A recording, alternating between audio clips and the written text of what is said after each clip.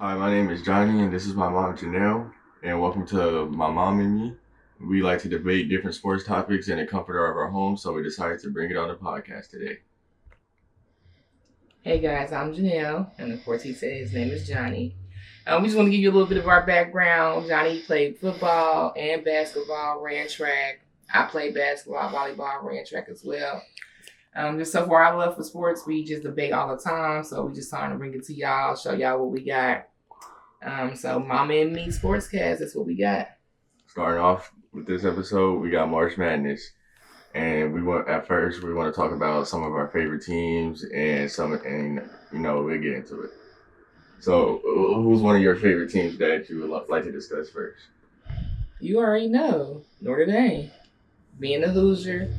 That's who we got running for the Hoosier State. You know what I'm saying? Of course, Hidalgo won Defensive Player of the Year, Player of the Year for ACC. So glad to see her get that award. Congratulations to her. You know what I'm saying? But they've had some losses in the last few weeks, so they got some improvements to do. So I think they will make it into the standings for the Selection Sunday, but we just have to see where they're going to be at. Yeah, I don't know. I feel like they're definitely going to be a top four seed. I'd be really surprised if they fall out of five. But in this tournament, I would like to see Hannah Hidalgo and Olivia Miles take a huge jump. But also that supporting cast too. Sonia Citron and that team and that bench, Westfield. Like if they all step up, it'd be a good tournament run for them. Yeah, I definitely love Sonya. She's a clutch player. She's everywhere all the time. She reminds me of the saying,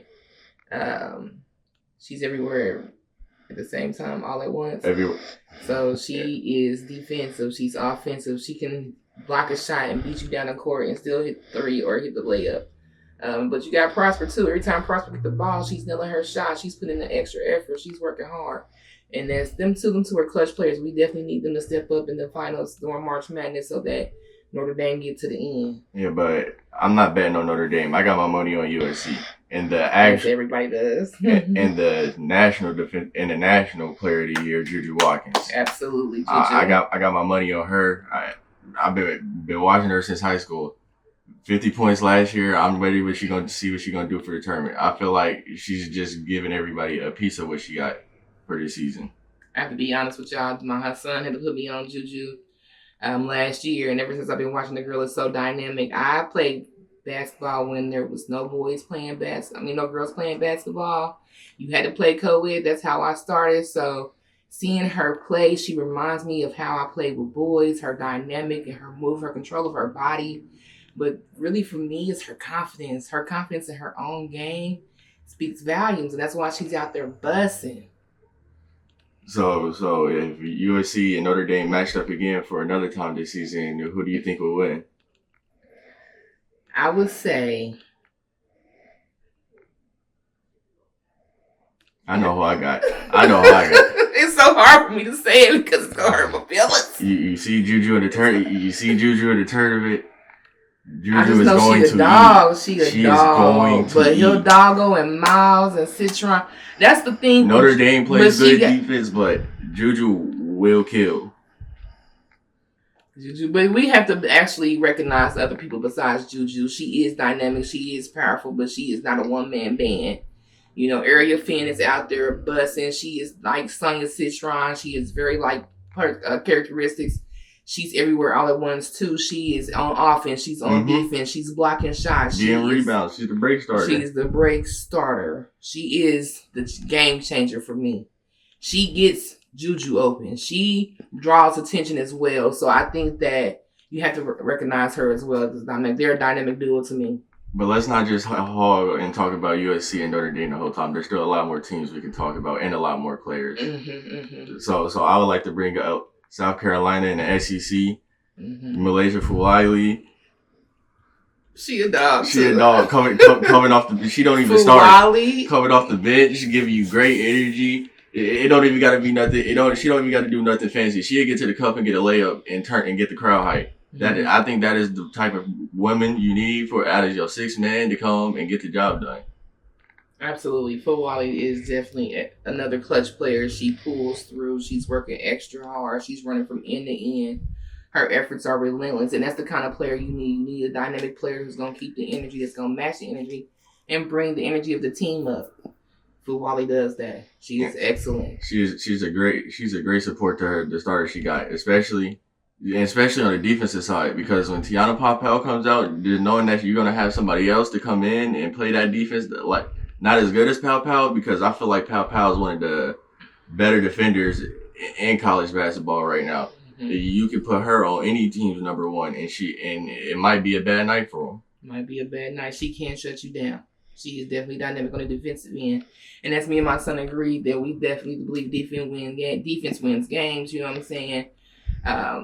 Because no matter how much you shoot now, it could be a shootout. But if nobody's stopping nobody, we're going to shoot out all night long. Mm-hmm. So I think it's key that you got to have a significant players on defense. And it's all about cohesion and communication. And I see that a lot out of SEC, or not out of SEC, but out of South Carolina.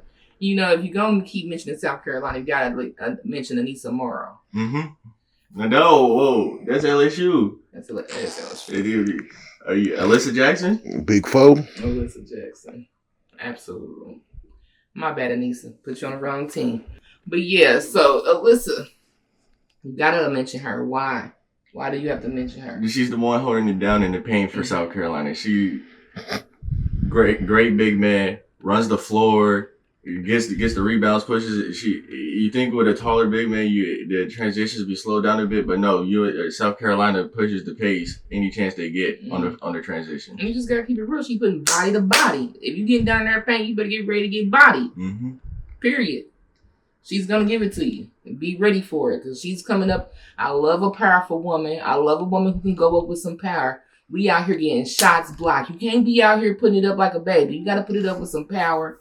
Like you know what's going in, and like you know you're the strongest. Now, how far do you think South Carolina can make it in this tournament? I think they can make it just as far. I think it's about effort. It's going to be about your night, your team night, and it's about their record, their effort. They have such a good chemistry as players. That's hard to beat. If your chemistry is running good for the night, who's going to tear you down? Who's going to tear you down? You got to have a good flow. I think they can make it into the Final Four, at least. I can see that, but with what I've been watching and some of these other teams, I feel like South Carolina has shown they've been a lot more beatable recently than some of these other teams. Absolutely. I mean, I don't know about. I think everybody's beatable. Have they showed some weaknesses? Absolutely. Yes. But everybody has. Yes. Everybody's caught a loss this year. Nobody's fully 100,000% undefeated. So, but I'm saying their weaknesses are more. I feel like their weaknesses are more fleshed out and more out there and open to see. Like what if you like say they're having a bad night offensively, that's how you can start breaking their defense down. That's when they start getting lazy on defense, coming around screens and things like that. And I think that'd be the key to like teams like a Notre Dame or USC, who is a high volume 3-point shooting team, to take advantage of. Mm-hmm. Yeah, so there you go. So it's all about the dynamic of energy. You cannot let yourself get down when you get behind. You have to gut it up, suck it up, and put it down on the ground. Period. You cannot allow your energy to shift for a moment's notice, because these are minutes, these are seconds. We are playing off a shot clock. Take that shot clock and look at it in the just like a quarterback. If a quarterback can get and throw a pick or get sacked, he's got to shake that off in that moment, because he got to come right back out there in 5 seconds and bust it out again. It's the same thing with basketball. If you're down, get up and grind. Grinding is the only way you're going to get it. Play some defense. Block some shots. Take that feeling you got inside, grit your teeth, and put it on the floor. But with the energy of March Madness, it could be hard to come out and get that grit going and get that going. It is, because it is a tantalizing schedule. With the crowd going against you, it's hard to get that crowd turning back in your favor, especially if the team is on like a 10-2 run or the 13-9 run. And you do rely on the crowd's energy, but as a team, you have to hone in into your circle. Your circle is them 5 that's out there on that court.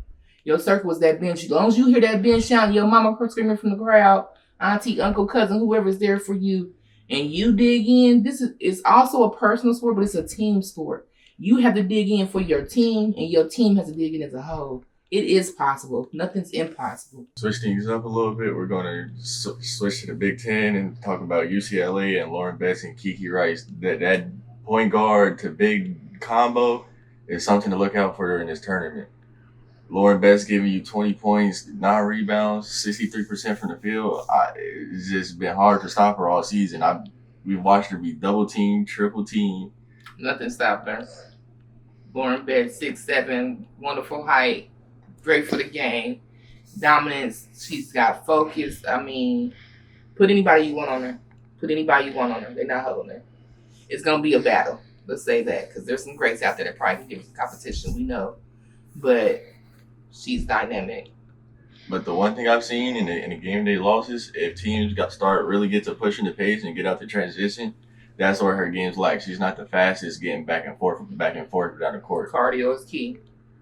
And Stamina is key. And when you see that, and when that happens, she tends to get in foul trouble. And when she's in foul trouble, that's when she gets taken out the game. That's how you take her out the game. And that's how you can upset. You can see UCLA. So I hope y'all listening out there how to take her out the game, because she can be taking out her game, and she has showed that weakness. So next we have UConn. Mm-hmm. You got to talk about Paige Bueckers. Mm-hmm. You know, Paige is ball. I mean, what did you? We knew it was gonna happen, but you knew it was gonna happen. Paige is just another one. She is built for this. This is in her blood. Basketball runs through her veins. And when you see Paige, you know it's trouble. Even with the team she's on, she's still coming out the certain dominance. Sarah Strong helping her out on the offensively and defensively. And she's just Sarah Strong, just a freshman. To see this out of a freshman. Yeah, she is showing that she's a true freshman, but she is showing that it doesn't matter what grade you in, it's the level of skill you got. And Sarah is showing that she is a dynamic partner for Paige, period. They have been working it this season, and it shows in their gameplay. It shows in their record. It shows in their awards. So, you know. And UConn looks like they're not going to lose a step when Paige leaves, because Sarah Strong is only going to get better. And get more better and be more dynamic and be more dangerous. Remember that. Dangerous. But since you brought up Anissa Morrow, we got to bring up LSU now. Yeah, so you got to. Of course, LSU's always been a fan fave, though. You know, Flage's there. You know, you got to go. Foe. Of course. Big foe. Big foe. You already know all the time. And you know, my thing with Anissa Morrow, she's coming out strong and dynamic this year. She's showing that I am the one to talk about. There's no forgetting me. You're going to know me and see me. And she's showing in her game. But how much do you think those recent injuries will play a part into their performance in this tournament? It's absolutely going to play a part, because at any time that you're injured, you have to take it seriously, and you have short time of recovery. It's how you take care of your body. It's going to be about the diet while you're down, and how you build back up your protein to build back up your strength to be dynamic on this court. And with that, if she does everything proper, I think she can be dynamic, but you have to be able to do it in quick time. And then you got to be able to take the wear and tear. March Madness is a dynamic schedule, and if you continue to win, you're going to keep playing. How do you recover fast enough on those injuries? How do you keep up? You got to take care of yourself. You got to shut down every night. And the bench got to step up. And I don't think it's just always about recovery, because nobody's going to this tournament a fully 100%. But I feel it's going to come down to heart too. How much do you let a game? How much do you want to put it all on the court? How much do it mean? Well, she just hold on. She has shown she got heart. Anissa has shown she has heart, and she has brought it in ever since she made it loud and clear, which was when Caitlin Clark threw a little wave at her like she was nothing. Ever since then, she been busting, and she been putting it to the grind, showing not only her team, but America, she's the one. But LSU also does not look as strong as they did last year going into this tournament. I agree. They do look a little weaker. I agree. They're not as strong as last year. They are missing Angel Reese. They're missing that powerhouse big man. And that's something they're going to have to figure out how to make. They are a little smaller. They are a smaller team, actually. And I think that's where they're going to have to fight their dynamic. How are they going to beat the big man in the paint every time? And that's on offense and defense, because you got to worry about getting your shots blocked, but you also got to be able to keep making your shots. And you can put a shot up as strong as you want to, but when you have that height range and that deflection ability, you got to be able to prepare for that. As far as the injury, I was talking about Flage though, right? Anissa too. Yeah, Remember both she of them went got out? recent. Oh, I didn't know. Yep, they both went out. You know, So- Flage went out first, and Anissa went out the next game. Okay, so that means Michaela Williams got to step up. Mm-hmm. Yes. Michaela Williams definitely has to step up as a freshman. She should be an opportunity to sneak off the bench as a starter. Should be the role should be stepping into next year. Just a little early. Mm-hmm. You have to prove why you're on this team. I mean, she's already proved she's been playing very well this season. She's been very consistent. Yes, but now we need you to step it up a notch. Right. So there's being consistent, and then there's stepping up the notch. It's actually putting that extra into your play, actually bringing the hammer, actually bringing that extra energy on the court at all times. Because now there are going to be more plays called for you and more plays designed for you. You have to be ready to fill in for this bigger moment. And you have to fill in the gap. This is what I tell my son all the time about basketball. You have to fill in the gap. You see your men not handling a man, you will be outside. You have to double team. You have to run over there and help. You have to catch a ball getting passed across court. You can't allow plays like that. You have to be dynamic. You got to look for steals. You got to look for other ways to change the game. And Michaela's going to have to be a game changer. So I think that might be enough about LSU. Do you have any more teams you would like to talk about? Yeah, we got a couple more that we think that we're going to be in the top 10 for the women's. We got to talk about Van Lith. Oh, yeah, and of course. TCU. Of course. TCU making a strong case for a tournament this year, especially after last year. They were 1-12 in conference play. To this year now, winning the Big 12 championship. That is vast improvement, and that's thanks to the transfer point guard and Haley Van Lith, and then I can't think of her name right now. Please help me out. Is it Sedona Prince? Yeah, Sedona Prince. Yes, Sedona Prince. Yes, another big man, a dynamic big man. Give her the ball. And if you haven't seen it yet, point guard big combo is what's been eating recently in college basketball. Van Lith is sick with them assists. Mm-hmm. She is sick with them assists. She's a dynamic by herself, but when her assist game is top notch. 7 assists. And she worked the transfer portal, I think, better than any player, basketball or football. She worked that transfer portal to the best of her ability, and her season has been dynamic. And she worked hard in the Olympics. She really got her game up. She worked hard to build her game. She just didn't transfer and think, oh, I'm the one. She transferred and put work behind it, and it shows. It shows. She had a lot of hate coming from that last loss with LSU. The media tried to put everything on her with it, and I'm glad you brought that up. She came back this season and said it was not me, and I'm here to show y'all why. And she definitely hushed the haters.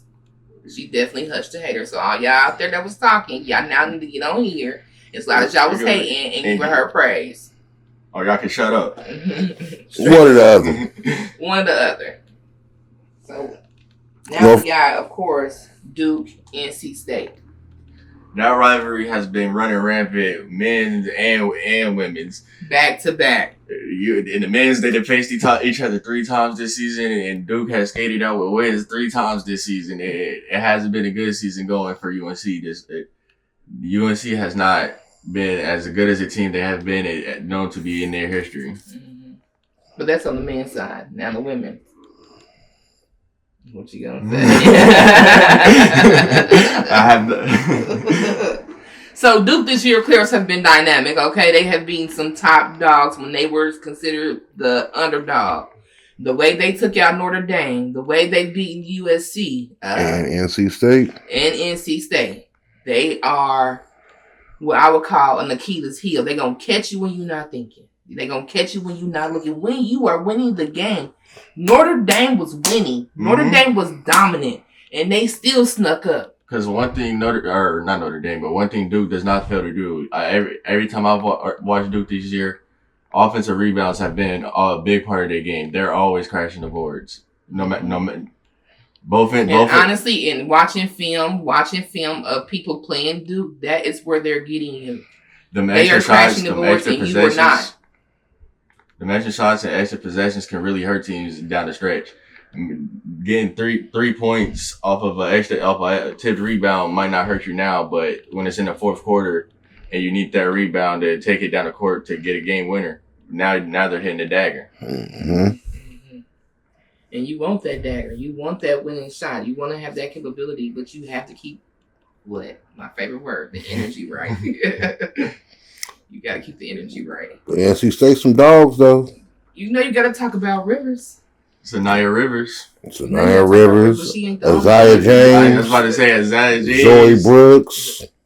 Yeah, hey, did NC State made a run last year? I'm hoping they really can build off of what they did last year and go deep. And hopefully this time we can see them in the championship as a sneaker up because as an upset. But I'm saying as an underdog because not a lot of people see them make it far even after what they did last year. I think that team has a lot of cohesion and a lot of chemistry that's really gonna help them. They really do, but my problem with NC State, they get cocky in the game. The moment that they get a lead, the moment that they get comfortable, they feel like they got some cushion. They kind of let go on defense. They kind of let stuff slide that you don't let slide if it's a heated back and forth game. They need to control that. Don't get comfortable. Don't get cocky. Then they can go as far as you want them to go. Then they can be an underdog to create an upset. Then they can sneak in.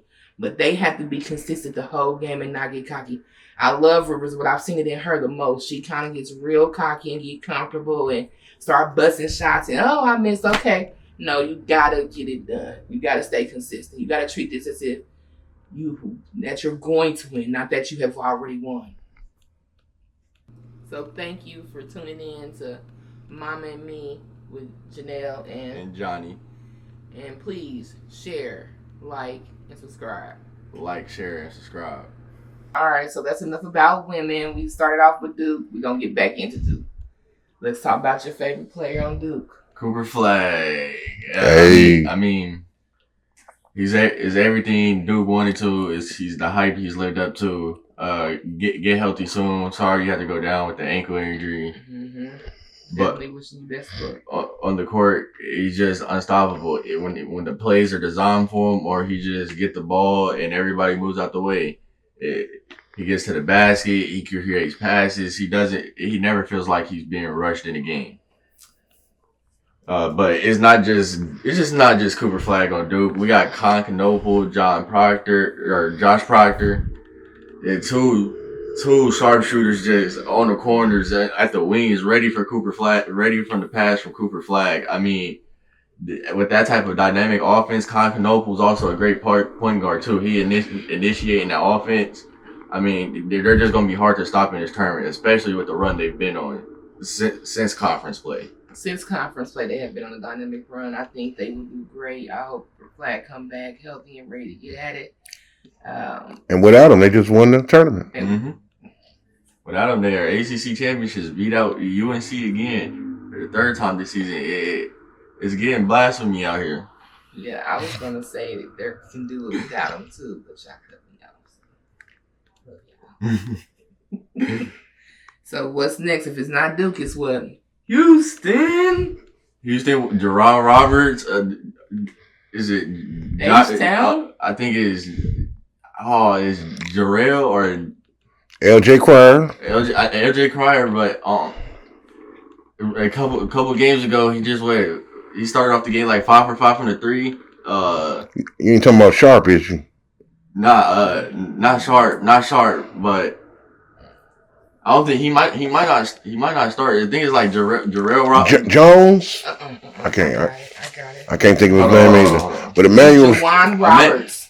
No, not Jerron Roberts. Jerron Roberts is the big man. Great big man. I mean, the cleaning the glass is so double. I think he's up to like 11 double doubles this season. Jerron Roberts is a great big man. I mean, both ends of the floor, offensive, defensively, in the post. With that boy Sharp, I ain't seen him miss, man. Emmanuel Sharp, he's nice. Great shooter. The precision shooting from him is just. And then just watch him coming down in transition to have that confidence to pull those transition threes.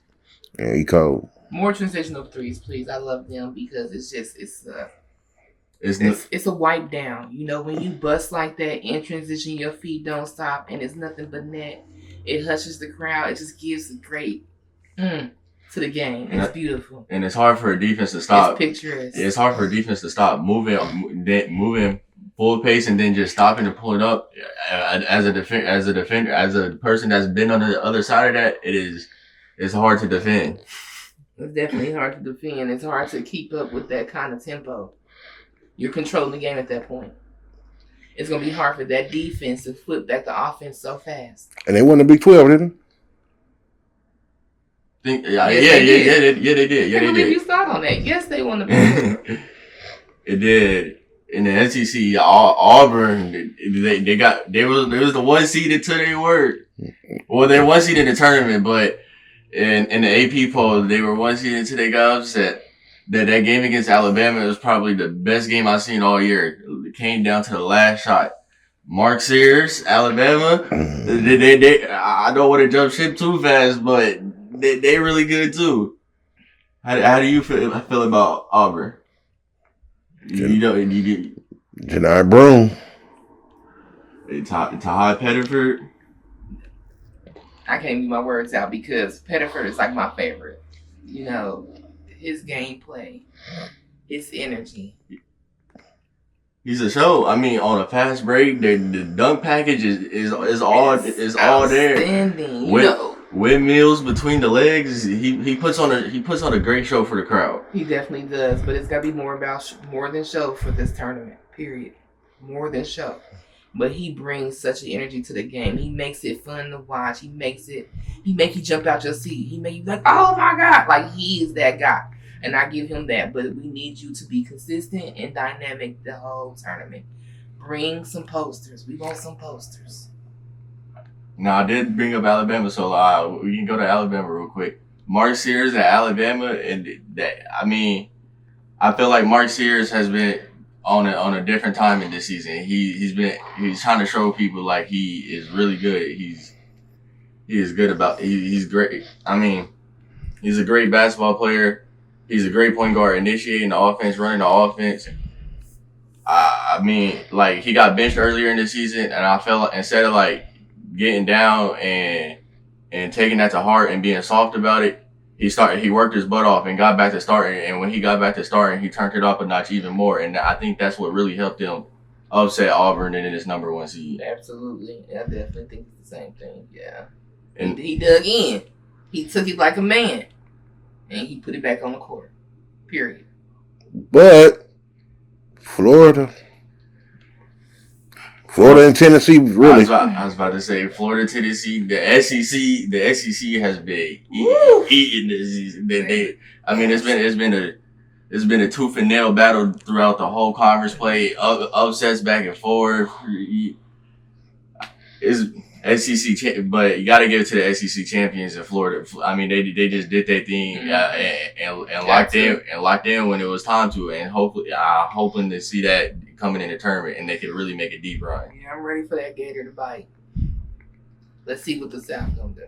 But since we are Hoosiers, we got to talk about that Indiana-Purdue rivalry a little bit.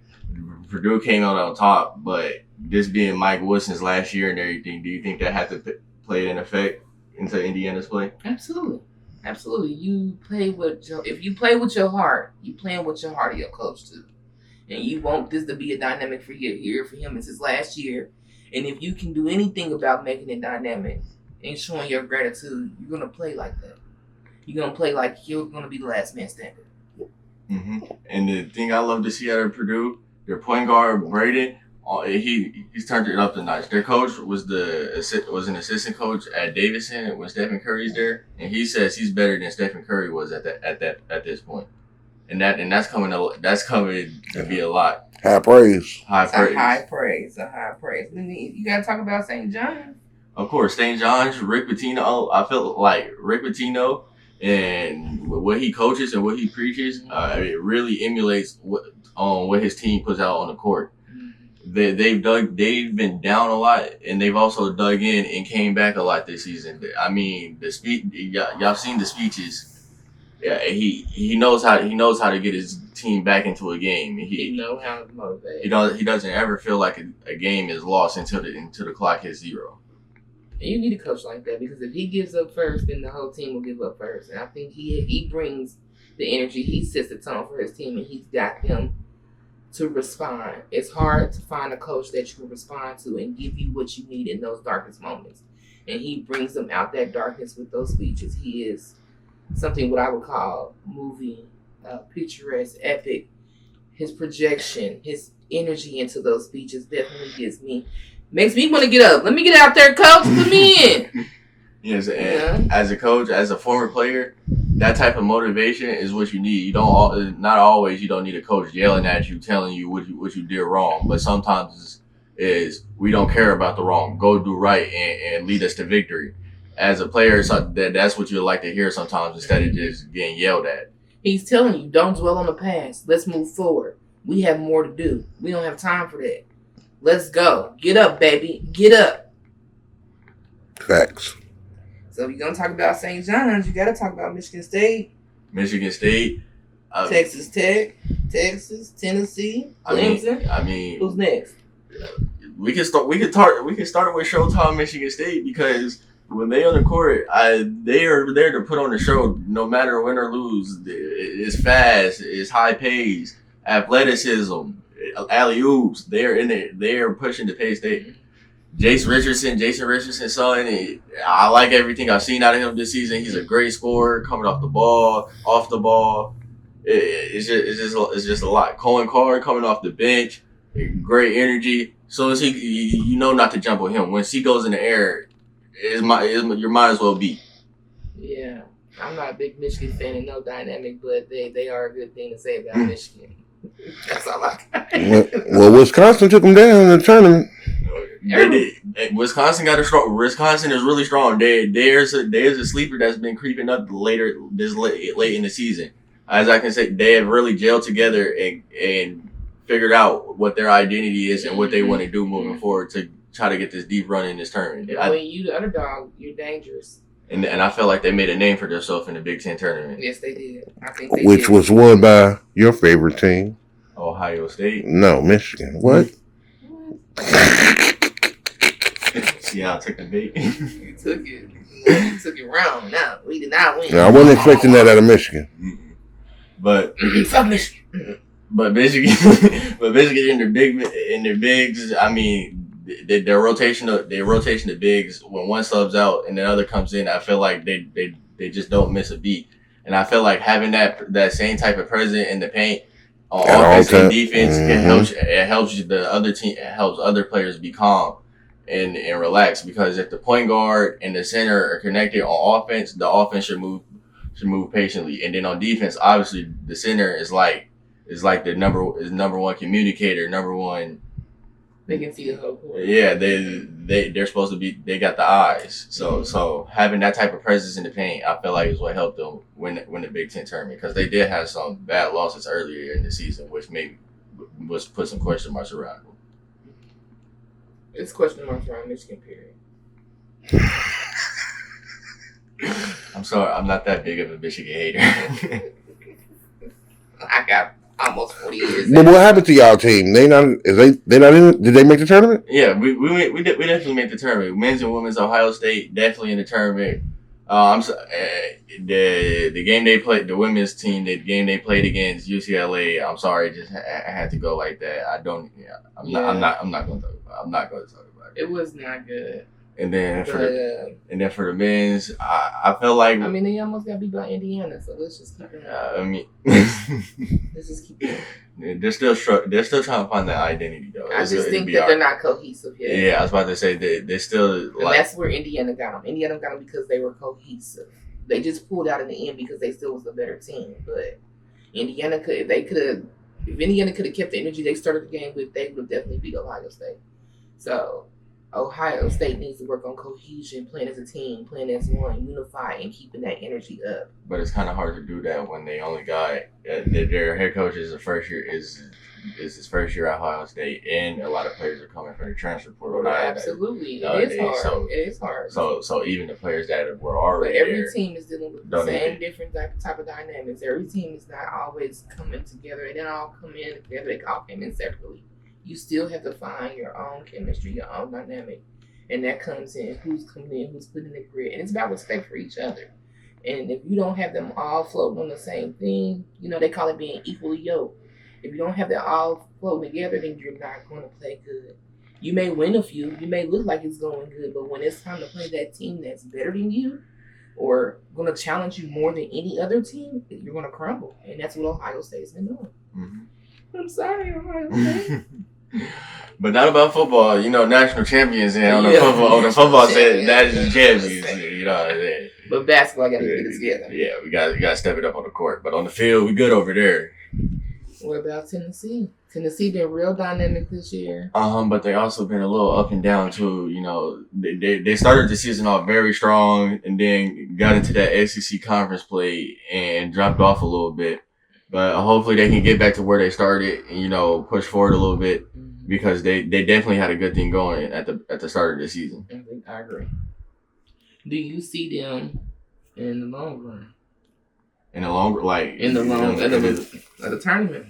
Where do you see them in the tournament? Do you see them making it to the Final Four? Final Four, no. Sweet 16, maybe. I feel like Tennessee could be one of these teams that could get upset in these earlier rounds. Tennessee. Talking about upsets, the AC Louisville, I feel like they could make their strong case. They put up a really competitive game against Duke in the ACC championship. They did. And I feel like if they keep this momentum going, even though it was a loss, but you can build off losses and learn from your mistakes and have a great energy going. I feel like they could upset some teams and surprise some people in this tournament. Louisville got the heart to do it. They pulled through. They got to the championship. You cannot discount that. And the fact that they got that far shows what they're going to do in this March Madness. It's going to be madness, and they're going to be causing all the havoc they can. You need to watch out for Louisville. What about Texas Tech? Texas Tech, JT Toppin, Obi Toppin's little brother, portraying the same type of energy, high flying, athletic. High flying athletics. 14 and 9, a great power forward. He's doing good things out there on that court. Texas Tech, they can surprise some people as a 5 seed in this tournament. Maybe they feel like they should be ranked higher and they should go out and prove that. Yeah. So get your respect. That's all I'm gonna say. Go out there and get your respect. If you think you ain't got it, take it. And then you got your boys in Orange, Clemson. Clemson, in the ACC, they've kind of been shallowed back a little bit just because just like the SEC, it's been a strong conference this year, and there's been a lot of upsets besides Duke. Duke's been the only one going strong in the ACC really this year, and it's been really surprising. Clemson just has to be consistent. Period. You can't go floating up and down. We need consistent wins. We need a consistent play. We need you in that paint, making dynamics happen. And we need more shooters. Consistent 3-point field goals. We need consistency. So that's how Clemson's going to stay afloat in this tournament. I just got a couple of teams popped in my head. I just want to get your thoughts about. What about Kentucky? Kentucky, oh yes, first year after they fired. Oh, what's his name? Calipari? Yep, John Calipari. They showed that it's not all just the coach, but some of it is because they've definitely taken a step back, but they haven't fallen completely off. They've definitely still stay strong this year, and definitely been putting up a great fight to stay in the conference play. And I don't think Arkansas even made the tournament this year, so it shows. It not just shows. Give Kentucky their respect. They ready to. And the women, you know what I mean? They in there too. That's what I find dope, that when there's a school that got the men and the women doing about to be in the tournament, like that's dope. Well, having both teams in the tournament definitely can help you because you're feeding off of each other. Yes, especially as Saint Sport athletes, you're automatically connect together, and you're going to see teams at each other's games, watching each other, supporting each other. But you also can use each other as iron sharpens iron. If I'm sitting there and I'm watching, I can tell you what I can see that how you can improve. And hopefully they are taking constructive criticism from each other to make their game tonight. Because Duke is in, both their teams are in. You gotta try to rub each other's elbows and help each other. But you also understand what each player is going through, right? So you can see when your teammate even though that's not really your teammate, but that's your teammates. We go to the same school. You can see when they need a little pick me up, encourage each other, dig into each other, pour into each other. Pouring into each other is critical because everybody needs that. Be a giver, not just a taker, especially when you're out there on the buses, in the hotels, trying to recuperate, trying to recover. Help each other. That'll get both y'all teams. Or just in the game in general, with it being so many people in the crowd, you might not be able to see your family right away, but you see your teammate in the corner cheering for you, going ham. And then now that give you a boost of energy. Now that give you some motivation. And I feel like all of that matters when it's about to come down to this March Madness. Absolutely. Because anything can happen. Every dynamic matters. The crowd cheering, the energy of the game, the tempo, how fast paced it is, how much heart's getting played out there. All those things matter besides the actual physical play. Nice. Did Indiana get in? Can you check for me? Indiana? Yeah. Indiana men. Hoosiers, somebody from the Hoosiers got in, right? Purdue definitely, yeah. Yeah, I forgot about Purdue. Purdue just, for me, hasn't had a great balance in the past couple of years in playing in the finals and playing in March Madness. Like, we need more than one or two players. We need a starting five, a consistent starting five. I don't think Indiana made it into the tournament. Okay. Indiana did not get in. I'm not surprised. But UNC they've been taking big steps back in these recent years. They fell into an 11 seed this year in the tournament. And we know North Carolina. And we know UNC got the resources to go out and get players, especially in this NIL era. Absolutely. What's going on, North Carolina? It has to be something going on. Cohesion. Fix the cohesion, North Carolina. What's going on? We need to see that pretty blue out there balling. Just double checking. What about UConn, man? Is they in? So UConn is in. We're not surprised. Yep. Sometimes I'm just gonna keep it real with you, America. We're tired of seeing the same teams back to back to back to back. We would like dynamics. We would like changes. We would like to see real competition, not just dominance. I don't know who made the quote, but they say history repeats itself. So it does. But can we break up history? Can we not stop making that one person right? Can we change it? Can we bring some dynamics into the game? Men's basketball needs to become dynamic again. Stop going to the G League. Go to college. Play college ball. Dig in. Hone your craft. Make it better. Because right now, the women's got the attention. And I appreciate that the women's got attention. They deserve it. But I just feel like men's is suffering. Men's basketball is not drawing me in like it used to. G League helps. It helps develop players. Players are coming out of college earlier now. So instead of having school, that's why I said stay in college. But instead of having school and tests and class to worry about, basketball is now my main focus. I am in the gym night in, night out, solely for basketball. I don't have to worry about an academic probation holding me back or anything like that. I understand that. It's not for everybody. I am basketball now becomes my main focus, and maybe I'm not ready right now, but 2-3 years later, I'm only 21, and now I'm making it onto an NBA roster, like the Boston Celtics, for example. All their biggest top two players are making $850 million, and that's just between two players. They had to call up them players from the G League, and look where that got them. They got them to an NBA championship, and I'm glad it worked out for those players. I just see a lot of stagnant in the G League, and I just want to grow and come out. Don't stay there. But some of that also depends on the person. Some of these people, it definitely does. Some of these people get to the NBA and they feel like they made it, and they made it. Some people really ain't that hungry. And that's what I'm saying. The hungry. I get that. You have to have the appetite. The hungry ones will make it out the sea. You heard what he said. The hungry ones will make it out the sea of the G League. Don't drown. And then you mentioned about underdogs a little bit. Can we get the low seeds, the Cinderella teams might be in the tournament for the men? We got SIU, Grand Canyon, Norfolk State. Shout out to the HBCUs. Alabama State is playing for a 16 seed in one of these up and coming days. American University, Mount St. Mary's, St. Francis in Pennsylvania. St. Francis. Don't get it confused with the St. Francis from where you're from.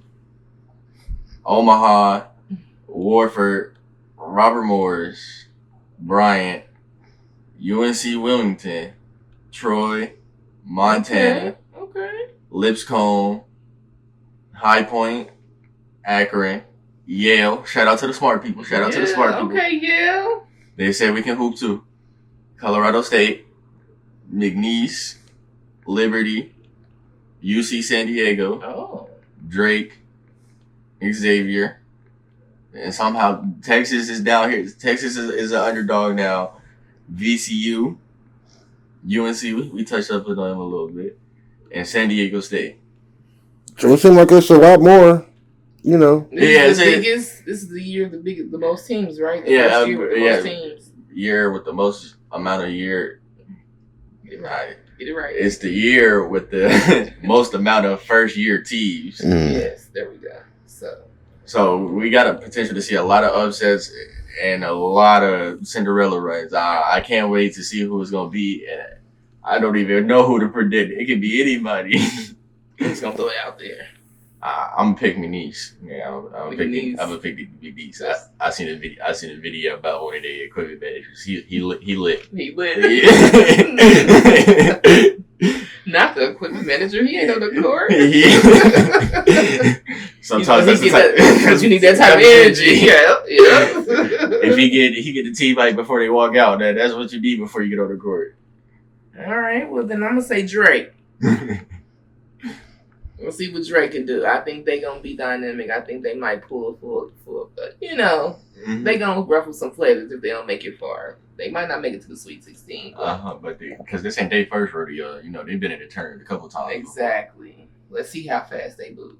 I just watched Akron win the MAC. They looked like they could hoop. Hey, that MAC championship was a great game. Mm-hmm. And that second half, it really became. At first, it looked like Miami, Ohio was going to pull away for a second, but in that second half, Akron fought back. They hit some some clutch threes and went on a good run late in that second half. Mm-hmm.